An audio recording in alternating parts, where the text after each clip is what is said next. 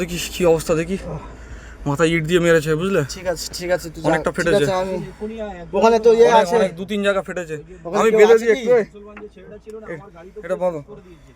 Phone করতে বল আমাদের অবস্থা দেখো, তো ভিডিও পাঠিয়েছি রাজু বাপন সুমন আমার তো আই কার্ড সব ফেলে দিয়েছে পুরো আজকে এই অবস্থাটা দেখুন, কি নগ্ন চিত্র। আজকে নির্বাচন কমিশন বলেছিল অবাধ আমার শান্তিপূর্ণ ভোট সোনার হবে। হাত ছিঁড়ে নিয়েছে। আমাদের শান্তিপূর্ণ ভোট কোথায়?